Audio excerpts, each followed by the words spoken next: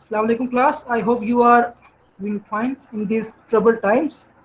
We are now about to start our interactive lecture.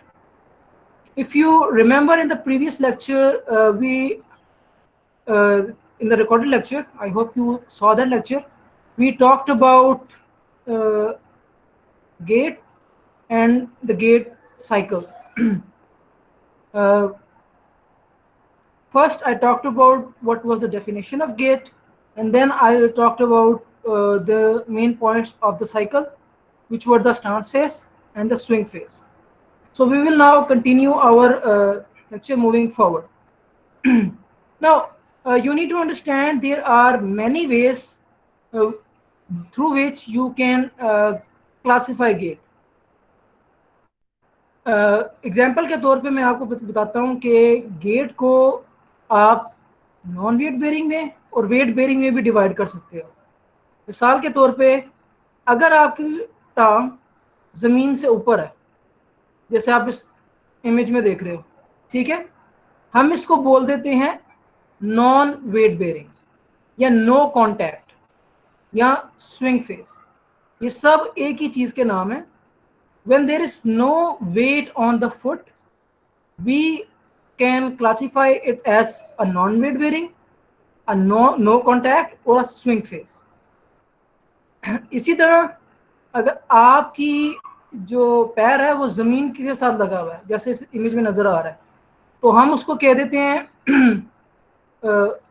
Weight bearing या contact face या stance face. All are the same thing.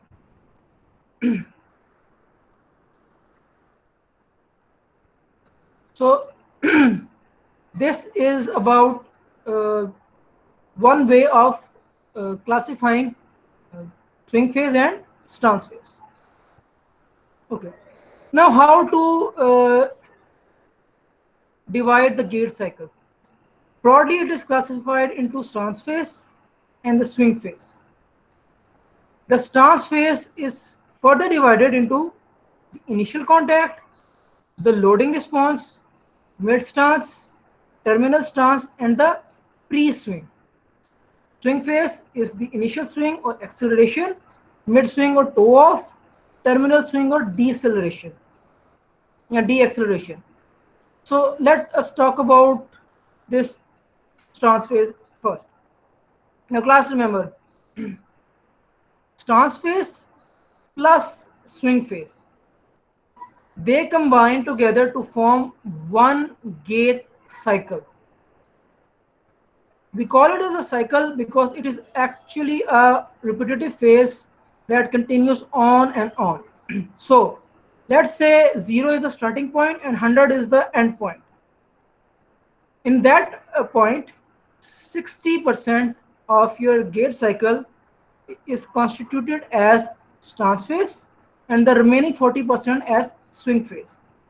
मतलब ये हुआ कि अगर आपका एक गेट साइकिल ना लेट्स से 0 to 100 है, उस 0 से 100 में जो 60% होगा ना उसको स्टांस फेज कहेंगे और 60 से 100 यानी 40% वो आपका स्विंग फेज होगा। इसका मतलब ये हुआ कि ये 60 है और ये 40 है, तो 60 प्लस 40 100, ये पूरा आपका गेट साइकिल हो गया। अब उस पूरे गेट साइकिल में जो है ना, जो 60% स्टांस फेज है, it is further divided into the initial contact. ये देखो 0 पे जब स्टार्ट हो रहा है गेट, ये आपकी राइट लेग है, ऑब्जर्व करो, ये आपकी राइट लेग है, this is at 0. Now when the heel first comes into contact with the ground, this is called heel strike, yeah, initial contact. So this is the first point or starting of the stance phase, or also called the initial contact phase. तो दोनों का एक ही नाम है, initial contact और heel strike.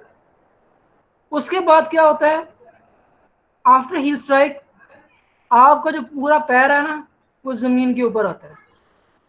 When your entire foot comes in contact with the ground, it is called foot flat or loading response. Both are the same thing. After foot flat, notice what has happened here, class. The mid stance is basically after foot flat, your tibia slightly pushes on your foot, leading to a weight bearing response. आपकी जो foot flat के बाद ना tibia जो है ना, आप उससे आप जोर डालते हो जमीन के ऊपर, ठीक है, ऐसे करके डाउनवर्ड जोर डालते हो टिबिया के through. This is called mid stance, ठीक है। ओके, मिड स्टांस के बाद आता है terminal stance. What is terminal stance? After pushing or entering the weight through your tibia, next phase is heel off. Your heel moves off the ground. This is known as the heel off phase.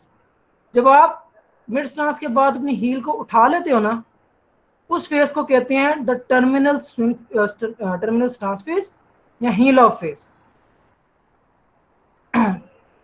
Finally, आखिरकार, जब आप heal of के बाद अपना to of करने वाले हो, note करना क्लास, दो चीजें बड़ी इंपॉर्टेंट है यहाँ पे।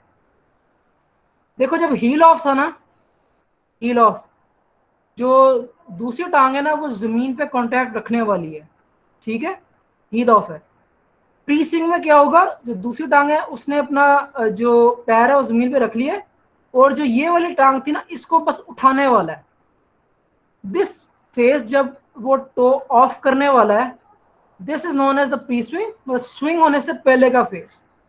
यहाँ इसका दूसरा नाम है toe off. Both are the same thing, pre swing या toe off. Now class, 2 points are very important to consider here. Kindly observe this image and this image. What is most interesting about this image here is, notice the foot. In the first image, both the foot are on the ground, and in the last image, both foot are on the ground again. But in the other phases, foot flat, mid stance, heel off, there is only one foot on the ground, other is in the air. This is known as, when both of your feet are on the ground, this is known as double limb support.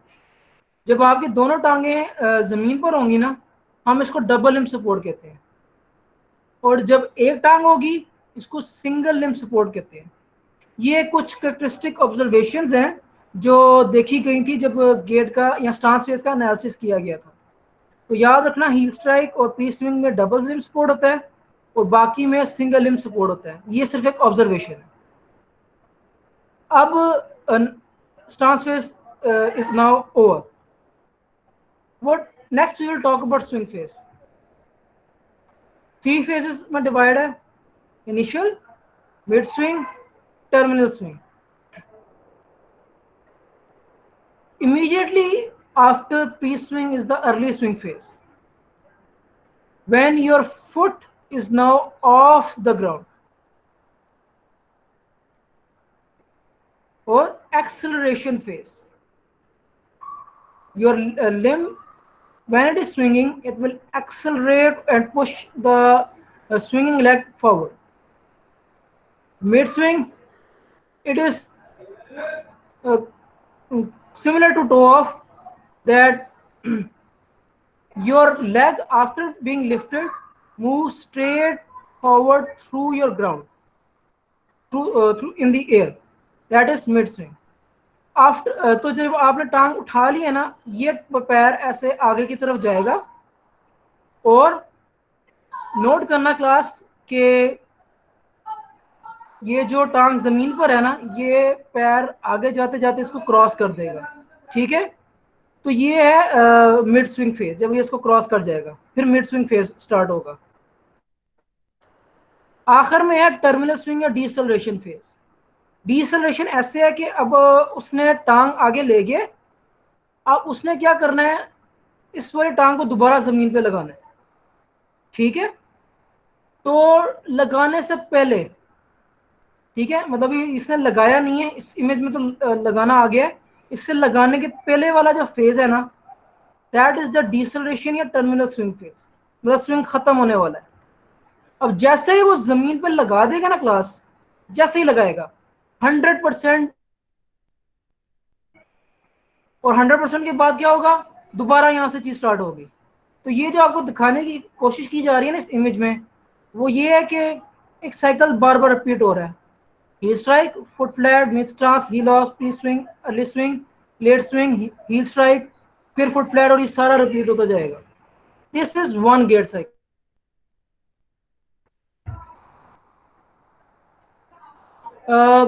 Definition is important. So stance phase when the heel of one leg Sir, strikes the ground and ends with the toe of the same leg. Okay. Kindly mute your mics. Do not speak. It is 60% of the gate cycle. After we complete our lecture class, we will have a question answer session. You can write the questions on a paper if you like to remember your question. अच्छा, अब इन जो stance phase है ना, हम इनको मजीद divide कर सकते हैं। मतलब जो 60% है ना, आप उसको मजीद डिवाइड कर सकते हो। मिसाल के तौर पे हील कांटेक्ट या इनिशियल कांटेक्ट कितना होता है, 0 से 2% जो है ना वो हील कांटेक्ट है। हम पता है क्या करने वाले हैं, जो 60% था ना स्टांस फेज का, हम उसको मजीद डिवाइड कर रहे हैं। उसमें 0 to 2% इनिशियल कांटेक्ट है, फिर 2 से जो 10 है वो फुट फ्लैट है, 10 से 30% मिड स्टांस है, 30 से 50% हील ऑफ है, और 50 से 60% टो ऑफ है। तो आपने स्टांस फेज को भी डिवाइड कर लिया कि वो कितना परसेंटेज का होता है, ठीक है। तो ये जो 5 सब फेजेस हैं स्टांस फेज के ना, ये वो चीजें हैं, तो हमने उसको भी मजीद डिवाइड कर लिया। Now we will talk about the swing phase. The swing phase represents the period between toe off on one foot and heel contact on the same foot. 40% of the gait cycle. Now class, look at this image here. I have told you that the swing phase is 60 to 40, 60 to 100 or 40% of the gait cycle. We can divide it into 3 phases, and in that the acceleration or initial swing phase 60 to 73, or 13% of the swing phase is the acceleration phase. Mid swing 73 to 87%, or approximately 15% is, or sorry, 14% is mid swing. And finally deceleration phase 87 to 100. तो 60 से 73 acceleration phase, जब two of हुआ टांग ऐसे करके तेजी से आगे की जाएगी ताकि बंदा आगे की तरफ जा सके।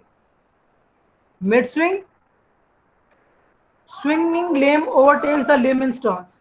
ये एक्सेलरेशन के बाद ये जो टांग है ना, ये इस टांग से आगे की तरफ आ जाएगी, हम बोलेंगे इसे mid swing. Deceleration phase, terminal swing, टांग आराम से जरा स्लो डाउन होगी ताकि जमीन के साथ दोबारा लग सके। अभी लगी नहीं है, थोड़ा सा डिस्टेंस है, नोट करना। ये जो फेज है ना, ये है आपका swing phase. Now when the this heel becomes or contacts the foot, your stance phase will begin again. So this is the whole division of your gait cycle: 60 stance, 40 swing, 60 divided, and then 40 divided. So this is your entire gait cycle. Now class, we will talk about some important parameters that were derived from the analysis of your gait. There are two types: the temporal variables and the distance variables. Temporal variables are known as the time variables. They have something to do with the time. Distance variable or spatial variables have something to do with the distance. So let's study them one by one. Temporal or time variables are single limb support, double limb support, cadence, and speed. We will discuss them. Single limb, amount of time that is spent during the period when only one extremity is on the supporting surface in a gait cycle.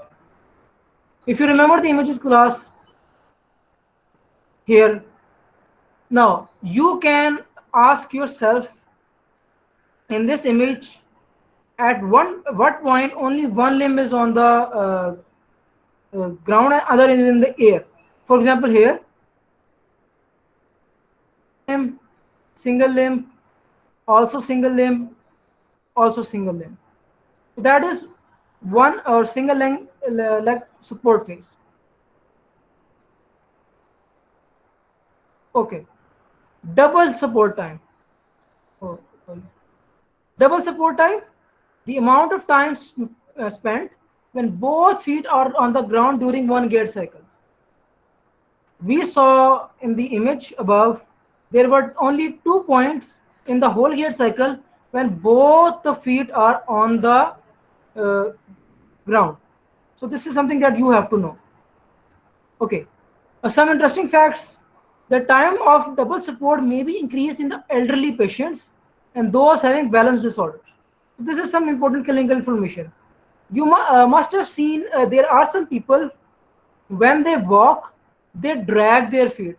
You must have noticed that during if you keenly observe other postures, you must have noticed they drag their foot. So what they are doing is they are actually reducing the impact of your gait on your body by imparting additional double support time. So class होता ही है कि जब double support time होता है ना, gate is relatively easy. आपको देखो, अगर आपकी दोनों टांगें जमीन पर है ना, तो जो बॉडी वेट आ रहा है ना, दोनों लेग पे इक्वली डिवाइडेड है.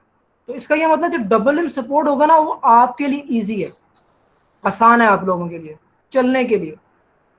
अब जब आप एक पैर पे चल रहे हो ना, जैसे यहाँ पे आप गेट में देख रहे हो, इसमें सारा का सारा वजन एक टांग के ऊपर है.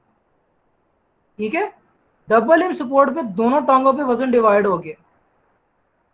तो जिन लोगों जो एल्डरली पेशेंट होते हैं या जिनको कोई प्रॉब्लम होता है गेट का, वो क्या करते हैं, वो ना इस फुट को ड्रैग करते हैं, जमीन के साथ घसीट के चलते हैं. आई डोंट नो आपने कभी ऑब्जर्व किया, मैंने तो ऑब्जर्व किया अपनी प्रैक्टिकल लाइफ में. लोग इस फुट को ड्रैग करते हैं, specially the elderly patients. They drag their foot forward rather than doing the proper swing phase, they drag their foot. तो वो क्या कर रहे हो, support to reduce the burden of the weight on their legs. So this is the important factors here. Also, the time of double support decreases when the speed of walking increases.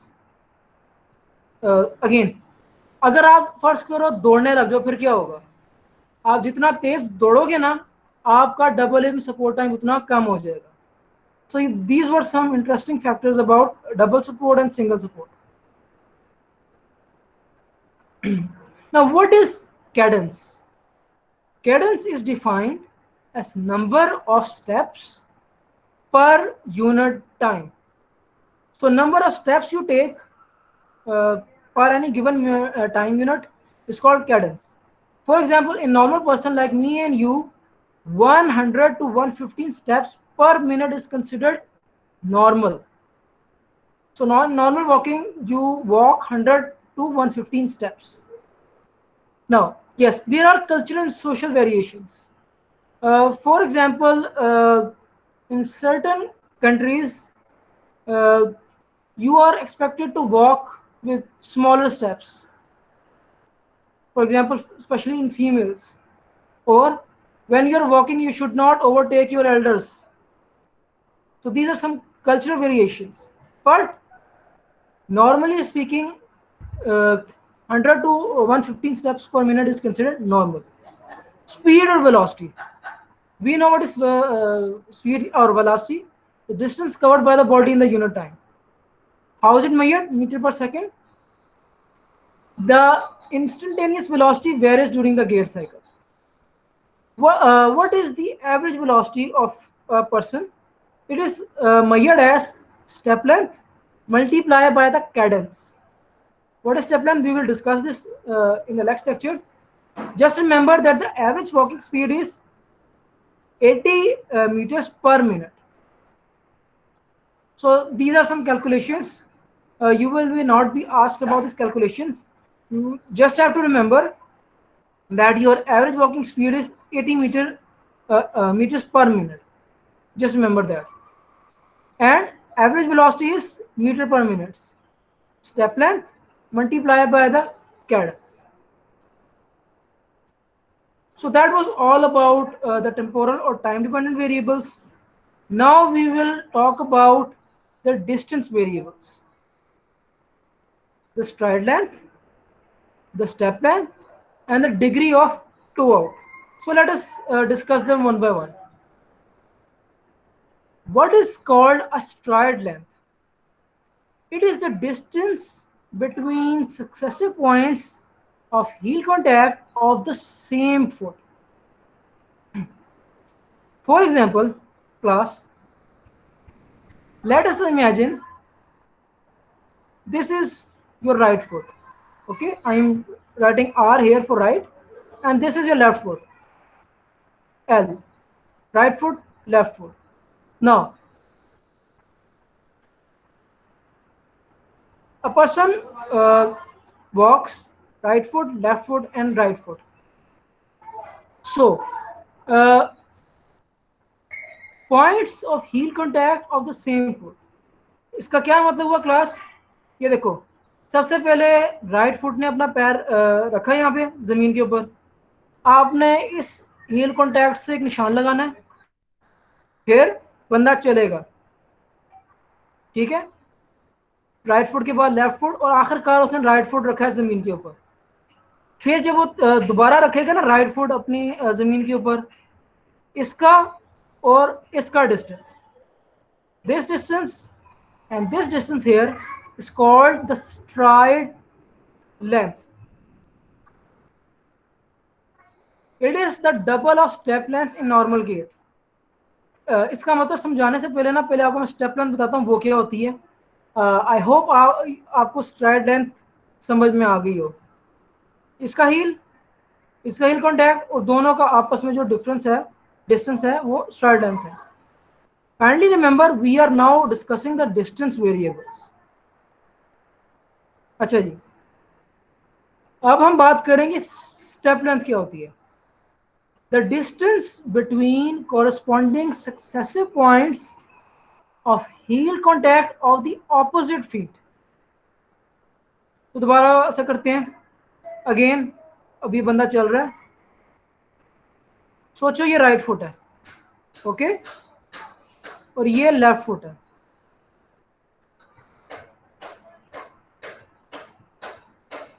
अभी interesting point क्या है, right foot hair और left foot जब उसने रखा, तो जो heal contact है ऑपोजिट फीट के ना, उन दोनों का डिस्टेंस स्टेप लेंथ है.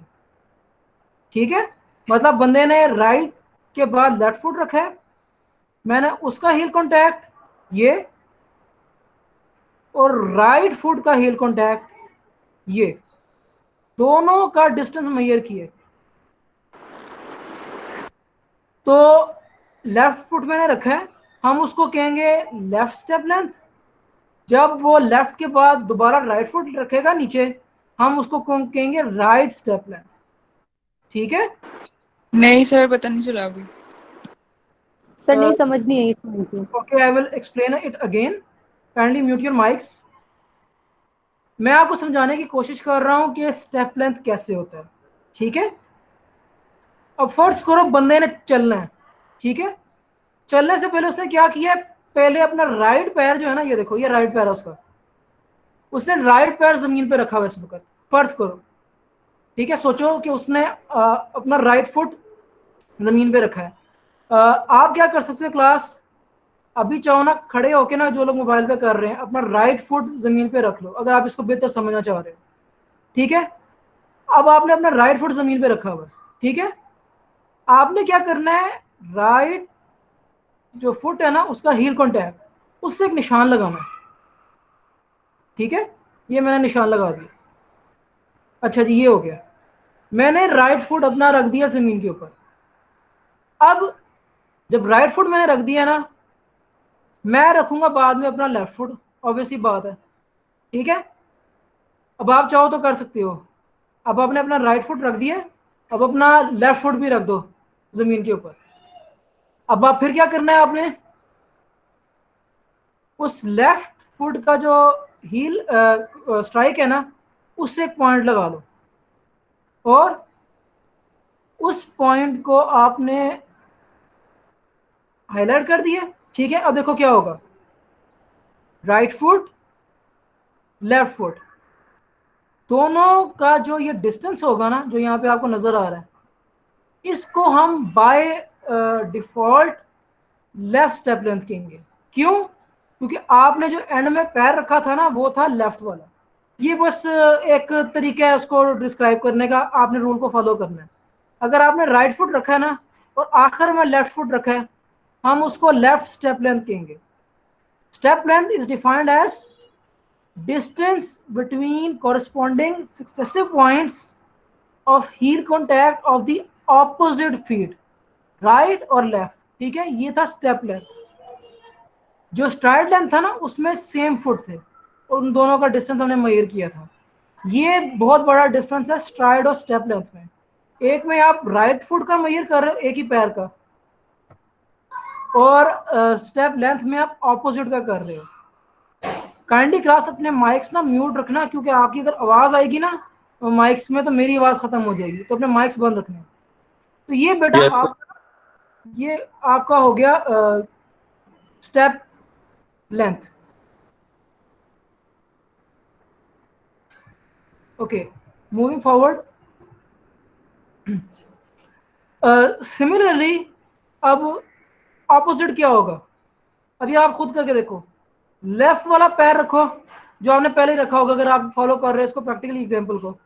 लेफ्ट पैर के बाद दोबारा अपना राइट वाला पैर जो है ना वो जमीन पे रखो, तो क्या होगा, फिर राइट आपका आखिरी जो होगा ना कांटेक्ट होगा, उसका हील कांटेक्ट से आप एक लाइन लगाओ, और जो इन दोनों का डिफरेंस होगा ना वो होगा राइट स्टेप लेंथ, ठीक है।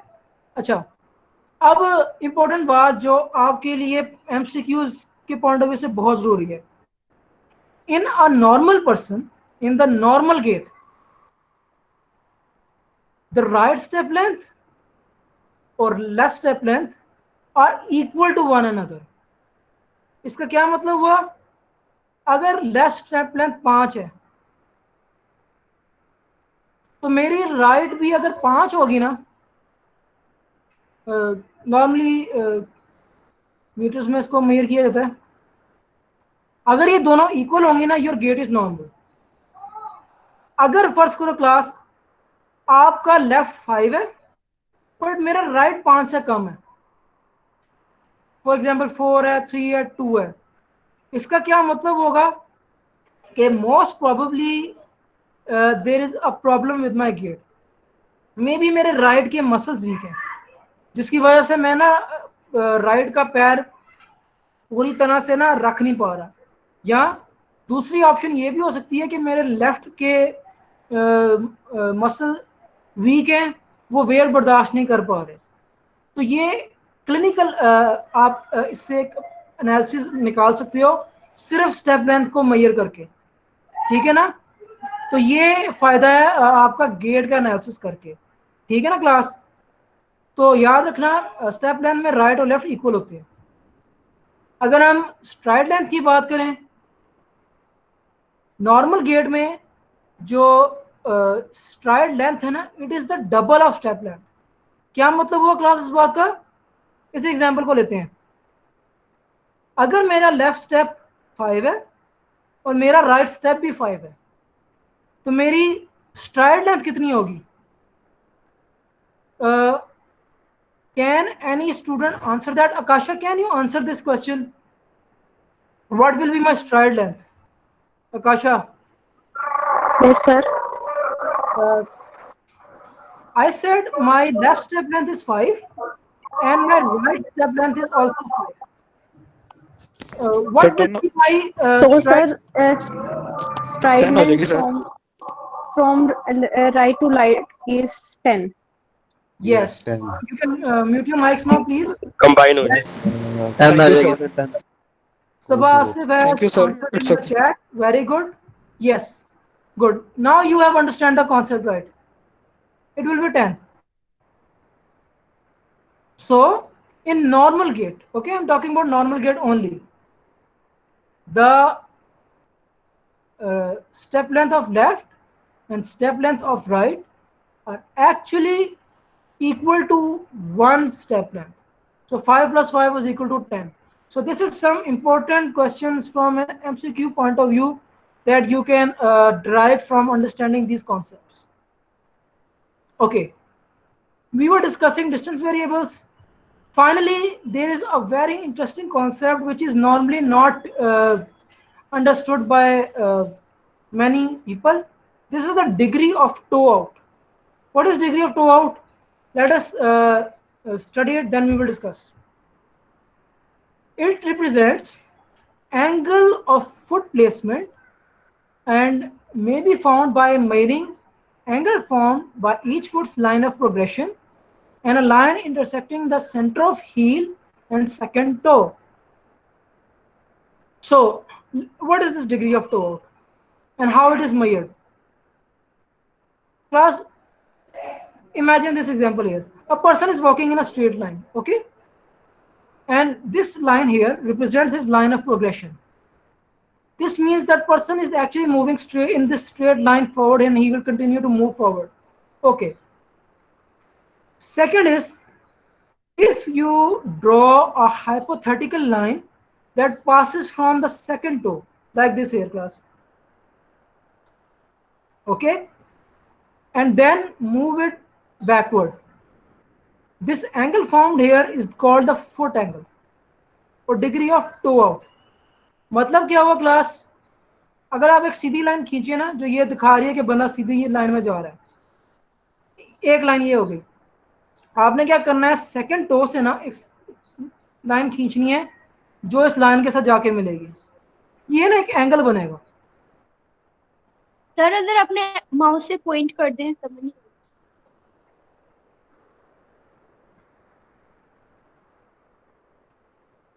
If you see the line of progression here, okay, then draw an angle from your second toe intersecting the line backwards with the line of progression.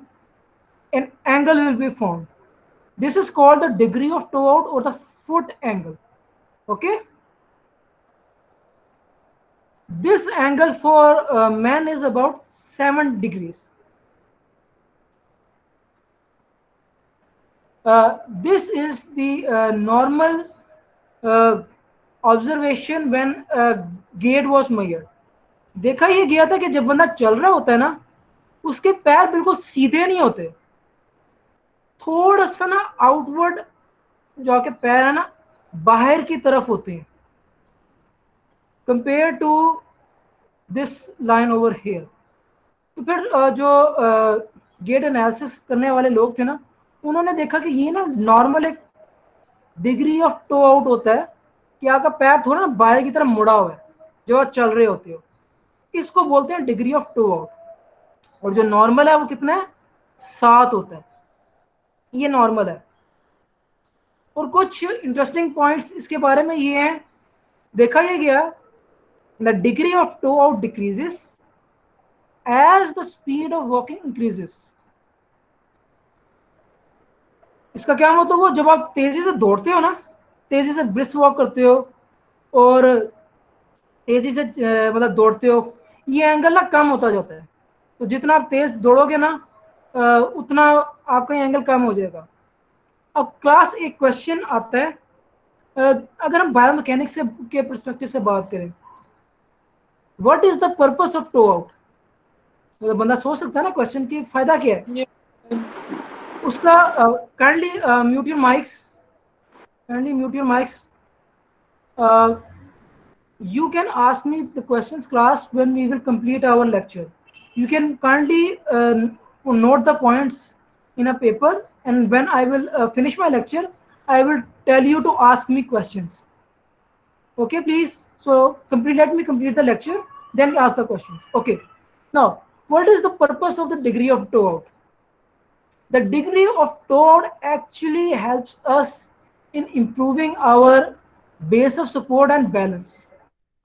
तो क्लास ये जो 60 degree to out है ना, देखो जितना इस लाइन ऑफ प्रोग्रेशन से distance होगा ना, उतना ही बैलेंस और सपोर्ट हमें मिलेगी. ये जो है ना मकसद है इस डिग्री ऑफ टो आउट का. तो पैर अगर थोड़े से बाहर की तरफ होंगे ना, आपको बेस ऑफ सपोर्ट ज़्यादा मिल गई है.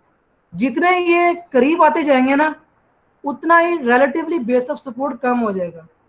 ये ऐसे ही अगर आप एक एग्जांपल ले लो कि मैं एक सीधी लाइन खींचूं और मैं आपको कहूँ उस लाइन के ऊपर आपने चलना है.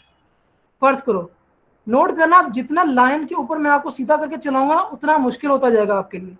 लेकिन मैं आपके पैर जितने खोल दूंगा ना, आपके लिए लाइन मतलब उस पर चलना ना आसान हो जाएगा. तो ये डिग्री ऑफ टो आउट का मकसद है, और ये 60 डिग्री नॉर्मल है. Okay class. सर क्या रिलेशन होगा अगर ज्यादा होगा तो क्या? एक मिनट रिपीट कर दे इस पॉइंट को. If the degree of toe out is greater, there will be better base of support for walking. Okay, and 7 degree is considered normal. In normal gait, the degree of toe out is 7 degrees. Class, if you अगर आपके पास सवाल हो ना, इस lecture के बाद मैं आपसे कहूँगा कि मुझसे आप क्वेश्चंस करो. ओके, काइंडली लेक्चर के दौरान ना प्लीज़ ज़रा वो ना कंसिस्टेंसी डिस्टर्ब हो जाती है. तो आपने क्वेश्चंस ना लेक्चर के बाद करने हैं. मैं आपसे कहूँगा कि क्वेश्चन है, मुझसे क्वेश्चन करो. ठीक है, आई एम हैप्पी कि आप क्वेश्चन मुझे कर रहे हो. दैट शोज कि you are taking interest in the lecture. But kindly understand, in online lectures the consistency of a lecture is disturb if you ask the question in the middle of my lecture. Problem is कि आपका ना एक static या noise आती है.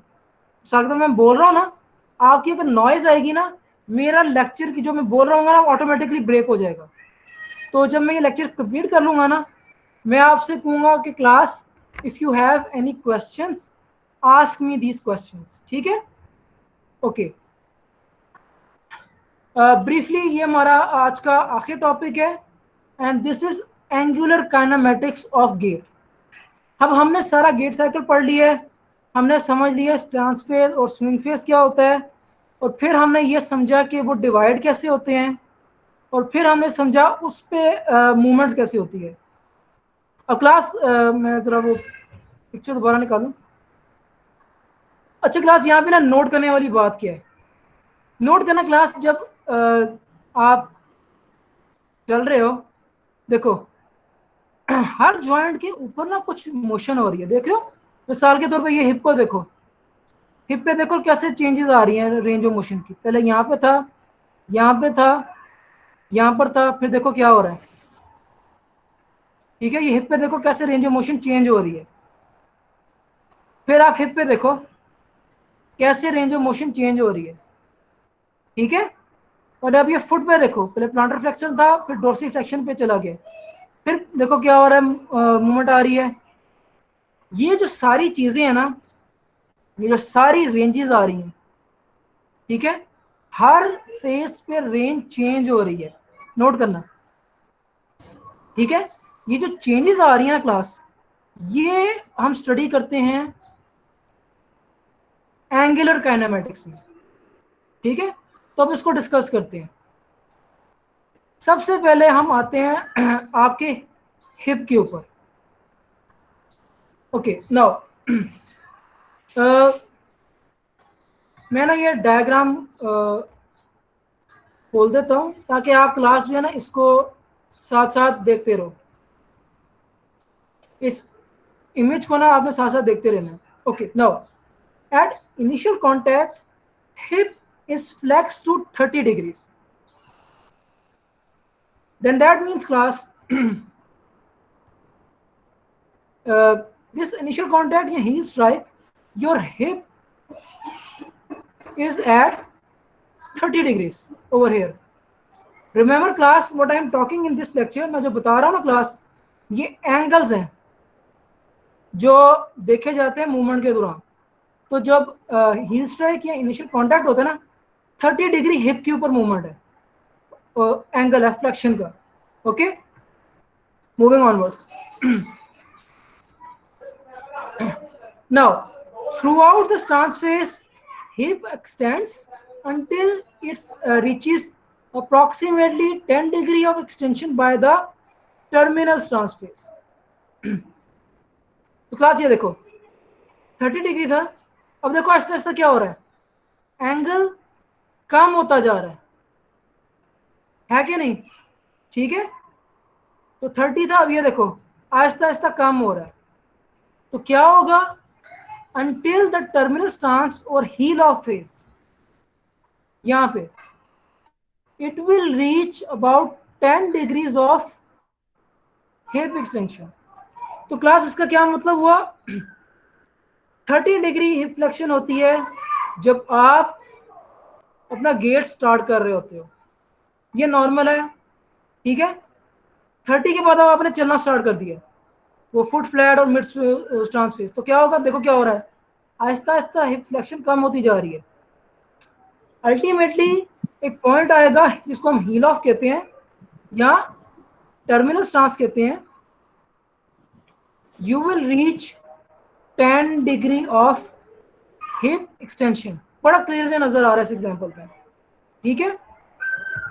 उसके बाद क्या होगा, during the pre swing phase and throughout the most of the swing phase, through the swing phase, he flexes again, reaching a peak of 35 degrees and begins to extend just prior to the initial contact in the lower limb.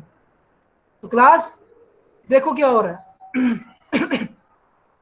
अब ये 10 degree extension तक पहुंच गया है। अब देखो उसके बाद क्या हो रहा है, दोबारा ये फ्लेक्शन की तरफ जा रहा है, ये देखो 10 डिग्री एक्सटेंशन, उसके बाद दोबारा ये फ्लेक्शन की तरफ जा रहा है, ये और आखिरकार ये।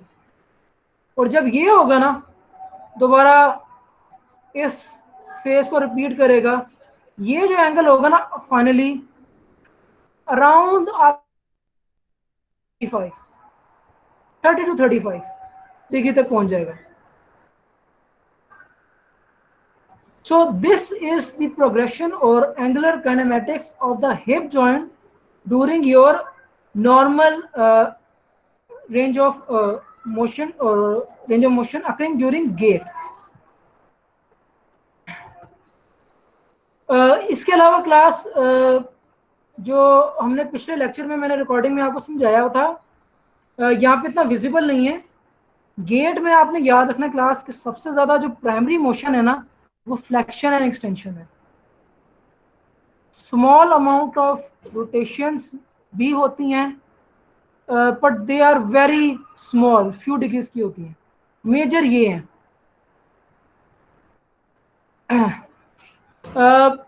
अब हम थोड़ा सा नी की बात करते हैं।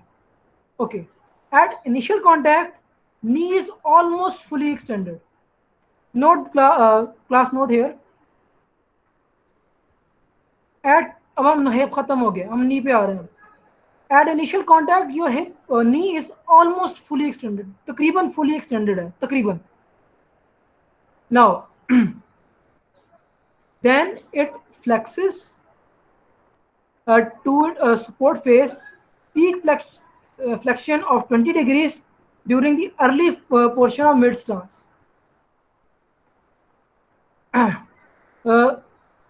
After extension, this small degree of 20 degree of flexion occurs over here, ठीक है। और After that, during the later portions, mid stance again extends almost fully again. तो after small amount of flexion ये दोबारा एक्सटेंशन में चली गई, ठीक है। और उसके बाद थोड़ा सी फ्लेक्शन आई है, और फ्लेक्शन के बाद जब ये स्विंग में गया ना, फिर दोबारा एक्सटेंशन में आ रही है।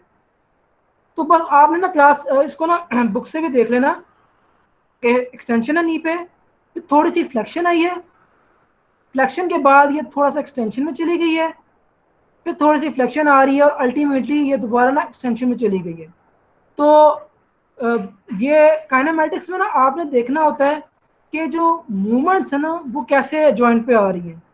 तो हमने हिप देख लिया, अब हमने नी पे भी मूवमेंट्स देख ली, और हम फुट के ऊपर आते हैं, ठीक है।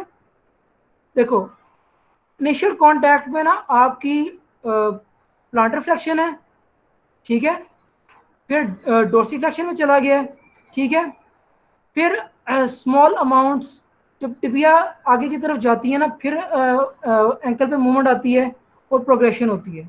तो मैं इसको ना ज़्यादा कॉम्प्लिकेट नहीं कर रहा। it will be better for you if you read it from the book. If you read it from the book, we can do another interactive session where we will explain it in a better format. Okay, class? So this is enough for today's lecture. I think this is enough. Now class, kindly if you have any questions, you can. I am opening. Yes sir, I have questions. Yes, Saima, first ask me the question. Sir ये जो आपने बताया ना कि hip पे और नी पे और एंकल जॉइंट पे जो हमारे पास एंगल्स है ना, सर हम इनको भी याद करेंगे। और सेकंड बात ये कि आपने ये कहा कि हिप पे हमारे पास एंगल चेंज हो रहे हैं ना, हिप जॉइंट की मुझे समझ नहीं आई थोड़ी बेटर, आपने क्योंकि उसमें एंगल्स को एक्सप्लेन किया हुआ है। दैट इज़ वाई ना मैंने इसको सिंप्लीफाई कर दिया है। आपने क्लास सिर्फ ये याद रखना है कि जब आप चल रहे होते हो ना, different types of movements are occurring at different types of joints. मिसाल के तौर पे आपने जब स्टार्ट किया ना वॉकिंग, हिप पे फ्लेक्शन है, देखो साइमा फ्लेक्शन है, आपको नजर आ रहा है? Yes sir, yes. ये देखो फ्लेक्शन है। अब देखो बंदा चल रहा है, नोटिस करो फ्लेक्शन कम हो रही है ना? Yes sir. हाँ, और क्या हो रही है? एक्सटेंशन हो रही है कि नहीं? जी सर। गुड। अब एक्सटेंशन हो गई है, अब एक्सटेंशन के बाद वो दोबारा फ्लेक्शन कर रहा है, ये देखो, देख रहे हो? ठीक है जी सर। अब जो इंटरेस्टिंग चीज पता है क्या क्लास, ये जो डिग्रीज ऑफ मोशन है ना, ये एंगुलर काइनेमेटिक्स का पार्ट है, और ये आपकी ना बुक में भी लिखा हुआ है। मैं समझाने का पता क्या मकसद है, आपके लिए क्या इम्पोर्टेंट है, आपको बस ये पता होना चाहिए कि किस डिग्री किस फेज में ना कौन सी मूवमेंट हो रही है, ये कितनी डिग्री मूवमेंट हो रही है। हील स्ट्राइक पे कितनी थी? 30, ठीक है, और हील ऑफ पे कितनी थी? 10, और बाद में क्या हुआ, दोबारा फ्लेक्शन स्टार्ट हो गई, और जब साइकिल एंड हुआ ना, मतलब हम यहाँ 100 तक पहुंच गए हैं, तो 30 to 35 तक पहुंच गई है, ठीक है। तो ये ना आपके लिए एमसीक्यू पॉइंट ऑफ व्यू से ज़रूरी है कि आपको पता होना चाहिए कि हील स्ट्राइक पे कितना है, ऑफ पे कितना है, और फाइनल पे कितना है। चूंकि आपके पेपर में एमसीक्यूज भी होने हैं, सो इस पॉइंट ऑफ व्यू से ना ये एंगल आपके लिए बहुत ज़रूरी है। इसी तरह हिप, नी और एंकल पे होता है। मैं प्रेफर करूँगा आप ना ये बुक से पढ़ लेना, फिर हम एक इंटरेक्टिव सेशन दोबारा कर लेंगे इस चीज़ को क्लियर करने के लिए। अस्सलाम वालेकुम सर। एक मिनट सर, फर्स्ट समरान देन एमन। समरान फर्स्ट। जी सर, जैसे कि सर आपने ये प्रेजेंटेशन ऑन की हुई है लैपटॉप के ऊपर और कैमरा लैपटॉप की तरफ किया हुआ है सर, अगर आप इसकी जगह पीडीएफ में बुक ओपन करके हमें पढ़ा दें तो वो ज्यादा बेहतर नहीं है, क्योंकि आपने पेपर तो फिर बुक से बनाना होता है ना। class, this is the requirement of your university that the online lectures must be on your PowerPoint presentation पे लेक्चर होंगे। जो बुक है ना, उसके लिए मैं आपके लिए ये कर सकता हूँ कि मैं ना आपको आफ्टर द लेक्चर निशान लगा देता हूँ कि आपने क्या क्या चीज़ें पढ़नी है। ठीक थैंक है यू ना, सो मच। ये मैं कर सकता हूँ। Next question. सर मुझे ना इन एक मिनट, मैंने बताया था कि नेक्स्ट क्वेश्चन एमन पूछेगी, फिर हाँ दूसरा सर, बच्चे की बारी आएगी। मुझे ना नजर आ रहा है कौन बोल रहा होता है, तो एमन क्वेश्चन करेगी। Thank you Eman sir. ये जो नहीं सर, ये मनी, ये जो लाइन ऑफ प्रोग्रेशन है मतलब बेसिकली है क्या, ये जो डिग्री ऑफ टू में था? ओके, देखो डिग्री ऑफ टॉक बहुत सिंपल सा है। डिग्री ऑफ टॉक बड़ा सिंपल है समझना। देखो आपने क्या करना है, एक ना लाइन खींचनी है सीधी सी, ठीक है। ये फर्स्ट करो बंदा सीधा चल रहा है, आपने बस एक लाइन खींचनी है ये वाली। इस लाइन का नाम है लाइन ऑफ प्रोग्रेशन, ठीक है। ये सर, ये जो लाइन है मतलब क्या ऐसा, क्या बेटा एडवांटेज है ये ना कि हाइपोथेटिकल लाइन है, इसका पता है क्या मतलब होता है कि बंदा चल किस डायरेक्शन पे रहा है। मिसाल के तौर पे मैं अगर सीधा चल रहा हूँ ना, ये लाइन इसको शो कर रही है। अगर मैं तिरछा चलूंगा तो लाइन ऐसे हो जाएगी कि मैं तिरछा चल रहा हूँ, या अगर मैं टेढ़ा मेढ़ा चल रहा हूँ लाइन ऐसे हो जाएगी। ठीक है ना, तो ये सिर्फ दिखाने के लिए आपको कि बंदा चल किस डायरेक्शन में रहा है। ठीक है, क्लियर होगी ओके बात? सर, मेजर लाइन मतलब। बस यही है लाइन, इसका मतलब बस ये है। Okay, thank you. अगला सवाल किसका था? सर मेरा। हाँ फिजा। सर वो आपने परसेंट का बताया था, वो स्टैंड फेज में के 60 to 40% और 100 तक था। सर वो मुझे कोई कॉन्सेप्ट की समझ नहीं लगी, यानी परसेंट किस कॉन्सेप्ट में आप बताना चाह रहे सुनो ध्यान से, ये जो 0 to 100 है ना क्लास, है ना, यहाँ पे लिख भी देता हूँ। याद रखना एक बात, ये जो पूरा 0 से 100 है ना, ये 0 और ये 100, इसको पता क्या बोलते हैं? इसको बोलते हैं वन गेट साइकिल। आपको गेट साइकिल का पता है ना जी फिजा? जी। जी सर पता है। गुड। अब देखो, ये यहां से लेकर 100 तक ना एक गेट साइकिल है। अब जो गेट साइकिल है ना, याद रखना, गेट साइकिल डिवाइडेड है स्टांस फेज और स्विंग फेज के ऊपर। तो ये जो 0 से 100 है, ये गेट साइकिल है। गेट साइकिल डिवाइडेड है स्टांस फेज और स्विंग फेज में। उसमें जो स्टांस फेज है वो 60% है, और स्विंग फेज है वो 40% है, 60 to 100। और अगर इन दोनों को प्लस करो, ये बनाते हैं वन गेट साइकिल जो 0 से 100 है। तो ये वो चीज मैंने बताई हुई है। अच्छा, सर और मेरा एक सर वो आप क्वेश्चन बता रहे थे फुट फ्लैट में 70 to 45%, हाँ यानी ये आपने बताया था ये ओके, पिक्चर में। जो ये मैंने बताया था ना कि बेटा, जी। ये उस 60% की डिवीजन है। मतलब ये स्टांस फेज है ना, मैंने कहा कि वो 60 है, 60% है। अब वो स्टांस भी डिवाइडेड है 5 के अंदर, heel foot mid heel off toe off, और वो 5 इस तरह करके डिवाइडेड है। ये मैंने वो बताए हैं। अच्छा, इसी तरह ये स्विंग फेज, तो ये देखो तो और 60% है, ये आप कहना चाह रहे हैं आप? बेटा, ये 5 है ना, heel contact foot flat stance heel off toe off, ये सारे आपस में डिवाइडेड है। ये देखो 0 से 2 अच्छा। हील कॉन्टैक्ट है, उसके बाद 2 से 10 फुट फ्लैट है, 10 से 30 मिड है, 30 से 50 हील ऑफ है, 4 से 100 टो ऑफ है। तो ये उसकी डिवीजन है। अच्छा। नेक्स्ट क्वेश्चन किसका है? सर मेरा ही है नेक्स्ट क्वेश्चन। साइमा, बाकी काइंडली माइक्स म्यूट कर दें ताकि सर साइमा की आवाज आई थी। सर इसमें जो आपने टू फेजेस बताए हुए हैं, ट्रांस फेज और स्विंग फेज, सर हम इन दोनों को डिफाइन कैसे करेंगे? इसकी तो मुझे समझ नहीं आई ना, गेट ये साइकिल्स की। रिकॉर्डेड लेक्चर में मैंने ना डिस्क्राइब कर दिया, तो उसको देख लो। Okay sir. जब heel strike of one leg on the ground and ends with the toe of the same leg। मैं आपको वैसे बता देता हूँ, ये देखो क्लास, ये देख रहे हो, ये लेग है, इसका हील कॉन्टैक्ट और ये टो ऑफ, ठीक है। ये है आपका स्टांस फेस। रिकॉर्डेड लेक्चर में मैंने ये डिटेल में बताया हुआ है। और swing phase, toe off 1 foot and the heel contact of the same foot.